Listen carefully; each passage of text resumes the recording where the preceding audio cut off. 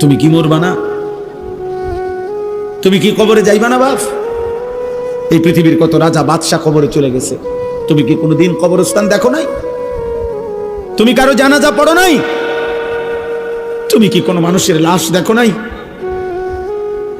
আমি 5 দিন আগে আমার জ্যাঠার সাথে কথা বলে আসছি, বাড়িতে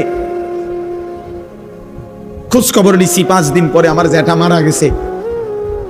আমি জ্যাঠার দিকে তাকাইয়া বাড়িতে গিয়া দেখছি আমার এই সেই মানুষটা যার সাথে আমি কথা বলছি, উনি নাই, চুপ হয়ে গেছে, হাত নড়ে না, পাও নড়ে না।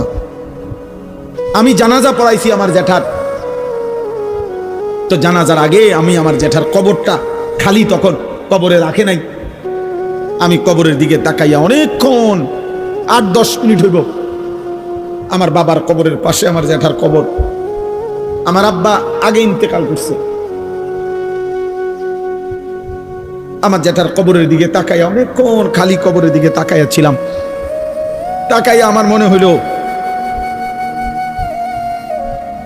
কবর যেন আমারে ডাক দিয়ে বলছে, আনিস,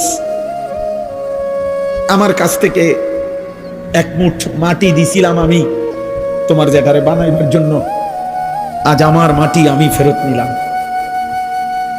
ওয়াফিহা নুঈদু, নওজোয়ান, তোমার মাটি মাটির কাছে ফেরত চলে যাবে। তুমি মাটি ছাড়া আর কিছু না। তোমার এই চোখ, নাক, কান, হাত, পাও, হ্যাঁ, এটা চোখ, নাক, কান, মাটি, মাটি, ও মাটির টুকরা। ওয়ালাকাদ খালাকনাল ইনসানা মিন সুলালাতিন মিন তিন। আল্লাহ বলছে শুকনো মাটি থেকে, ঠনঠনে মাটি, আমি সেখান থেকে মানুষকে সৃষ্টি করেছি। তুমি মাটির একটা টুকরা ছাড়া আর কিছু না।